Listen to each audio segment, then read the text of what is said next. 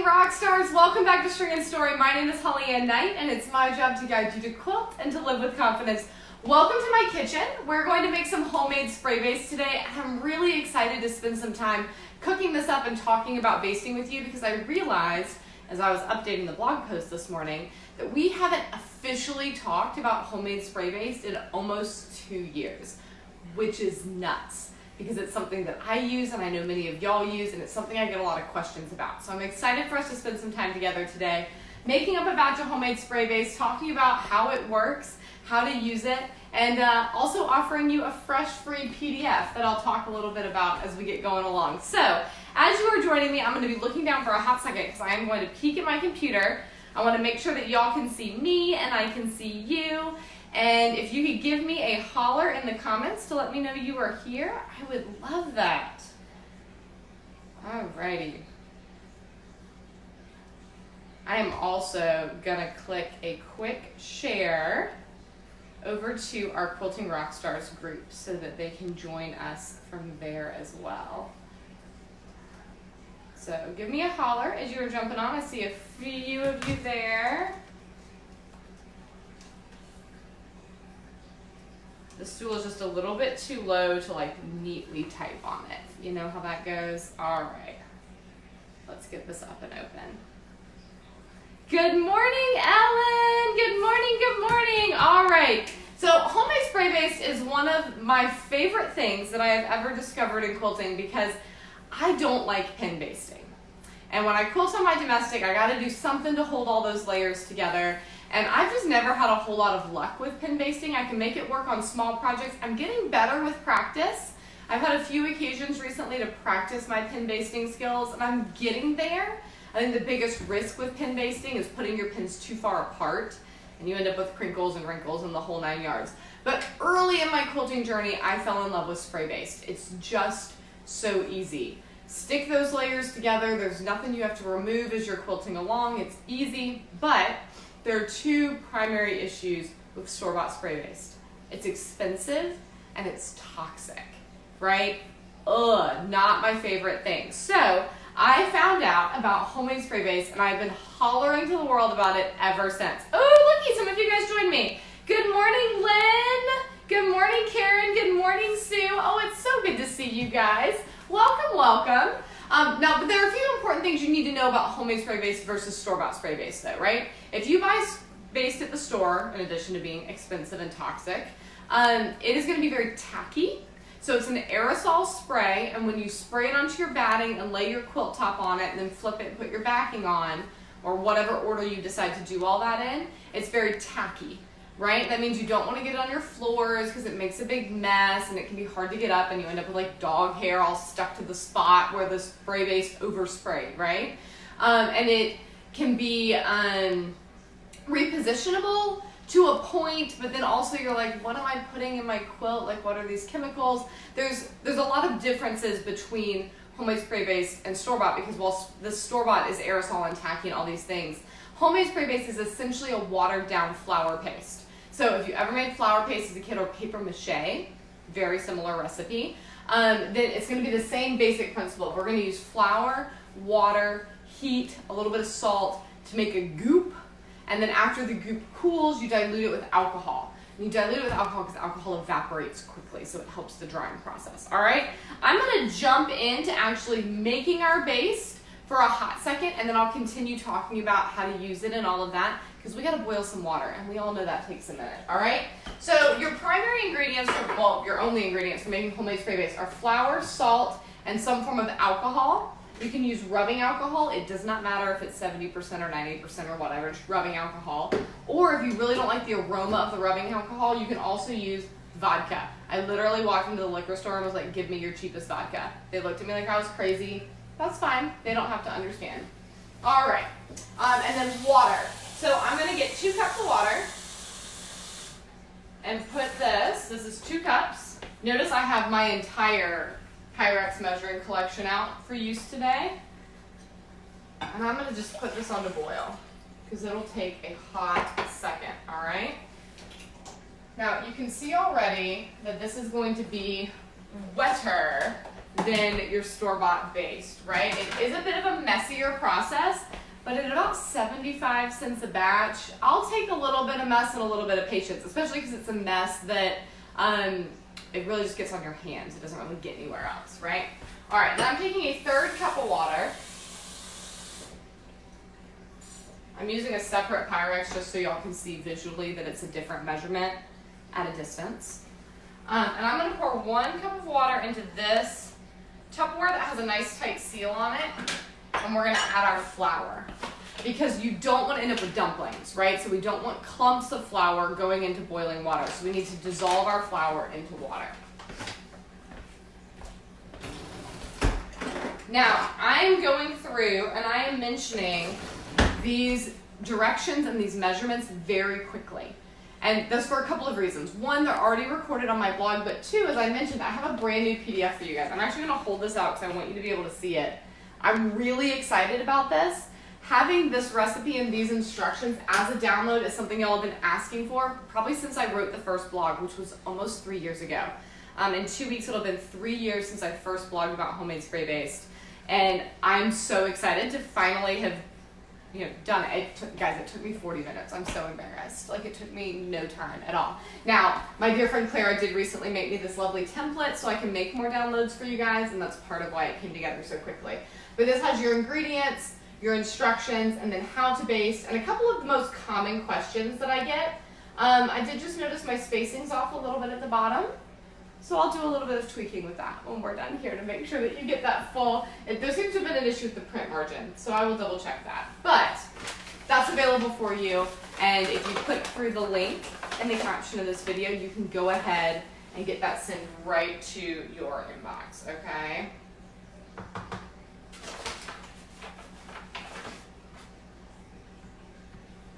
Now what I'm doing here is I'm taking 3 heaping tablespoonfuls of flour, and I'm adding it to this single cup of water I have over on the side.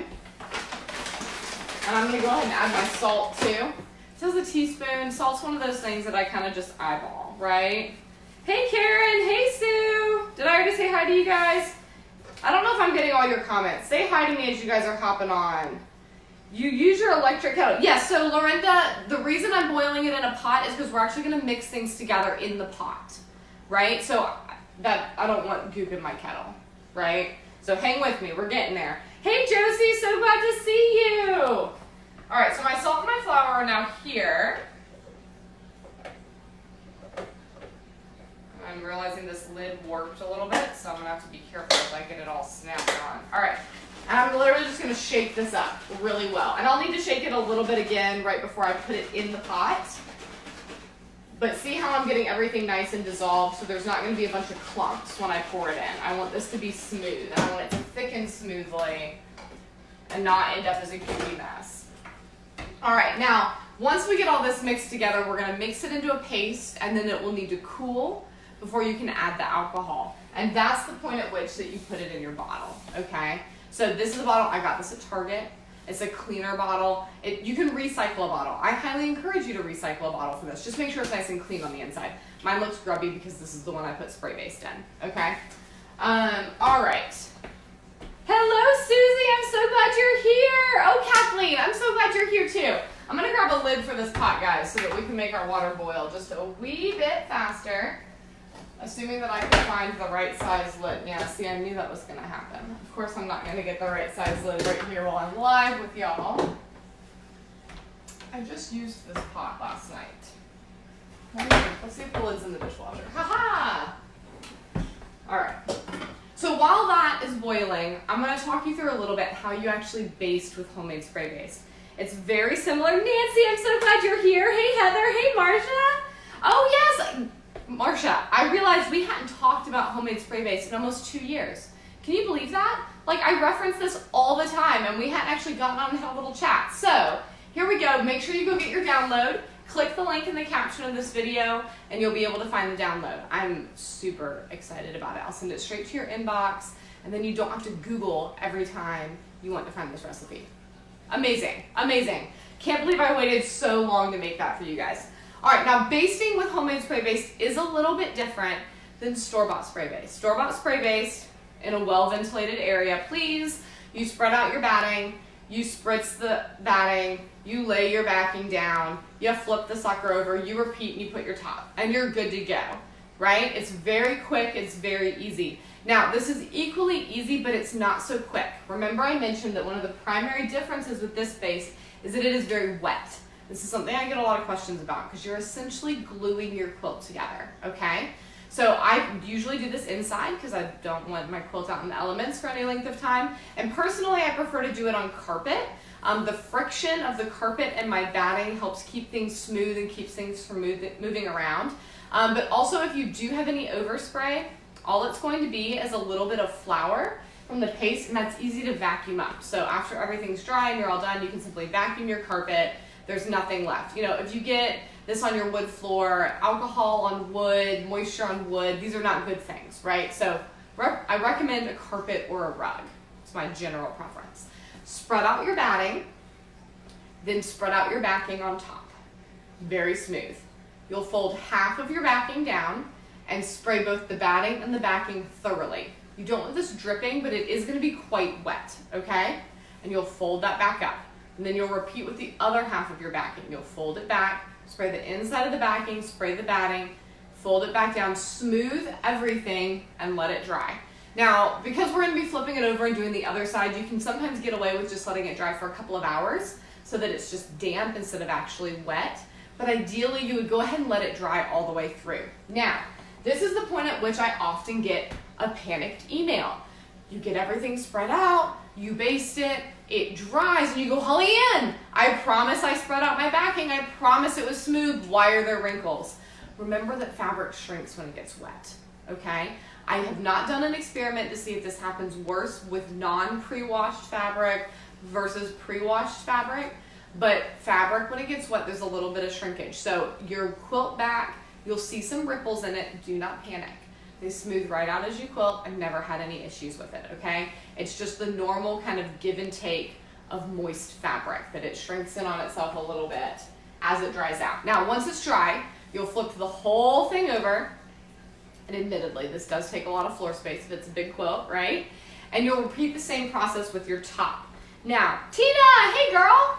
Now, the big thing with doing your top is use a little bit more baste on the top and really pay attention to the edges. So when you're actually spritzing the underside of your quilt top, go along the edges and make sure they get really moist, right?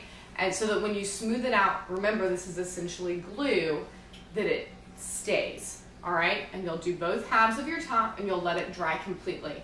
My preference here is to do this whole process like after dinner, especially if I need to make, all right, so my water's boiling, pause on that thought.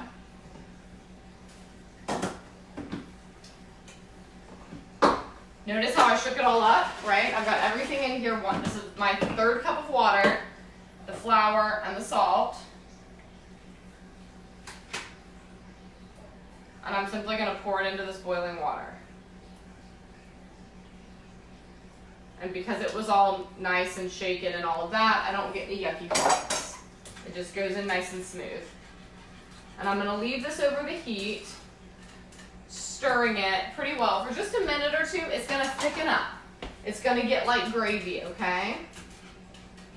So already, y'all will be able to see it's got some consistency to it, and we're going to let it get a little thicker. All right? So I usually prefer to do my basting after dinner, especially if I need to make up a batch of homemade spray baste. I'll do this before I cook dinner and let it all cool while I'm cooking, we're eating, cleaning up, all of that. And then I'll go up to my sewing room, and in my sewing room I have to move the furniture in order to baste everything. And I will get the backing basted, do something for a few hours so it gets dry enough to flip it, do the top, and leave it overnight so it stays nice and dry. Now, when the top is on there, this is usually where I get the second panicked email. Holly Ann, my quilt top is super crispy. Is that normal? Yes, it's normal, okay? Now, the reason it's crispy is, again, you're basically gluing your quilt top together. So a store-bought spray base is going to be repositionable after you've basted it. This is not. Do not try to pull that apart. It will not be pretty. Ask me how I know, right? Isn't that always how it goes? Like, I go figure things out and realize that that's a disastrous idea, and then I pass along that wisdom to you, right? So it's gonna be real stuck together, it's gonna be kind of crispy. That's totally normal. It'll smooth out as you're quilting and as you wash it, okay? Now, personally, I prefer to put a few pins along the edge of my quilt before I actually start quilting it. I don't know if y'all can see how much thicker this is getting, but it's getting like much more gravy-like, right? So we're just gonna let it cook for a hot second.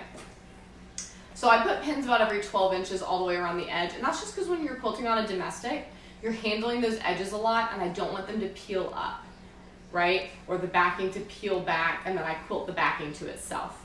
These are just normal things that honestly, no matter how you baste, you run the risk of that. I do not recommend that you stay stitch around the edge. I get asked that a lot too.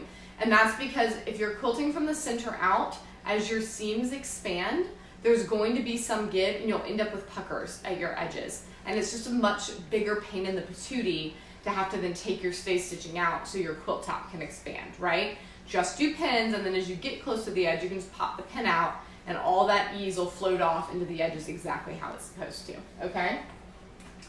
All right, I see some questions coming in, so this has gotten nice and thick, and I'm simply gonna move it off the heat.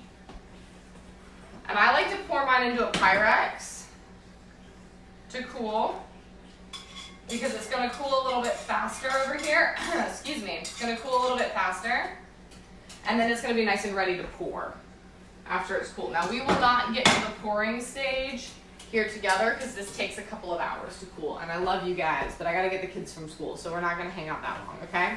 All right, let me see what major questions I am getting in.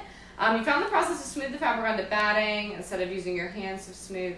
Oh, that's very nice to use your ruler. So the way that Kathleen is describing this, instead of using your hands to smooth out the quilt back or the quilt top, using a ruler, that's gonna keep your hands cleaner, because the mess I mentioned is primarily on your hands, right? Your hands get goopy. Now, it's flour and vodka, so like, you wash your hands and it's really not a big deal. It's nothing toxic, there's no problem with touching it, right?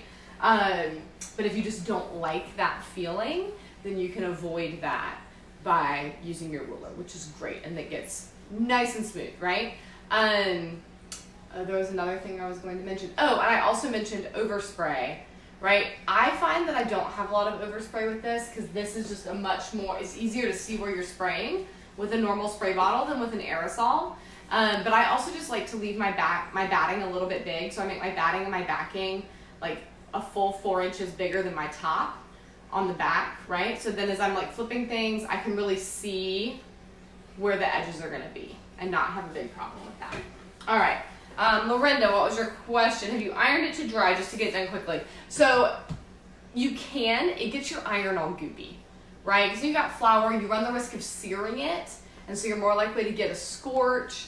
I will do that for practice sandwiches. I will not do it for a full quilt, right? Because lugging like a wet quilt around your ironing board and trying to get it all pressed into place smoothly, that is a nightmare I have no interest in pursuing, right? So I will do that for practice sandwiches. I did that for our ruler work class on Saturday, actually. I went to pull out my fusible batting that I normally use for practice sandwiches and didn't have a big piece anymore. Anyway, I need to order more fusible batting. So I ended up spray basting, and I will iron for a practice sandwich. But the risk of scorching and slipping and gooping up my iron is not worth the effort for a proper quilt. I just choose to be patient. I figure I'm saving like $15 in my lungs by not having to buy the store-bought Baste, so I can afford to be patient overnight and let the thing dry. And I've just had such great success with this Baste, right? Now, a couple of other things to think about. You do want to make sure that it dries completely. If you click through to the original blog post I wrote 3 years ago about this, I did mention that people had reported if they let Baste sit in their quilt, they had issues. I have never had an issue, and I've let this Baste sit in quilts for months and months and months. The big thing is making sure it's dry. So like if you're basting a quilt, but you're not gonna quilt it right away, and you're gonna fold it back up and stick it in a cupboard or something, make sure it's dry. You don't ever wanna trap moisture inside a quilt. Of course you're gonna have issues with mold and the like. No, I have not had issues with moths. As far as things like bleeding and like washing the quilt afterwards, I would test your fabric if you're working with any kind of reds or purples or batiks, things that are prone to bleed, because there's so much moisture involved. You don't want it to bleed, obviously, so make sure that that's not going to be a problem. And the other thing is with What was the other thing I was going to share with you guys? It literally just left my brain. Anybody remember what I said? Moisture. Yes, it is so much better for the environment and for your air quality. Yes. Especially if you use the vodka, right? Like, not even getting the fumes from the rubbing alcohol. Now, if I could just find this, I guess this is a recyclable plastic bottle, but glass would be better. But that's a whole nother conversation. I had another frequently asked question that I was going to answer for you guys, and I have already forgotten what it was. I'm sorry. So to review, homemade spray base is basically an alcohol diluted flour paste that allows you to have an affordable, non-toxic way to baste your quilts that doesn't involve pins and sticking your thumbs all over the place. I find it to be highly effective. I've had great results with all the quilts I've quilted with this. That's what it was. I do recommend that you wash your quilts after using the homemade spray base, just because there is flour in it, and because of that crispy texture. So it washes right out. It's incredibly water soluble. You're not going to notice any crispiness or lingering, anything like that once your quilt is washed. But I would recommend washing. So if you're wanting to do some sort of show quilt that for some reason you are going to choose not to wash it before sending it to the show, I would consider a different basting option, okay? Oh, and you put a little almond extract in for a light scent. There you go, Marsha. You could probably add a little bit of lavender essential oil if you really wanted to. So you could make this lightly scented should you choose to.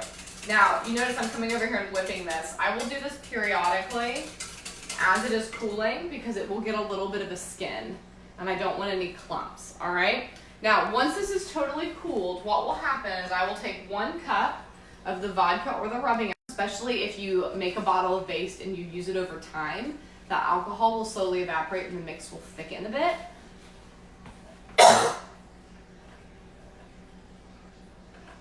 Sorry, y'all. And the mix will thicken a bit. That's totally fine. It will be just as effective. What I usually do is I'll spritz and then like basically take my hand and get all messy and like swipe the Baste across the batting just to thin it out a little bit so I don't end up with like a goopy spot.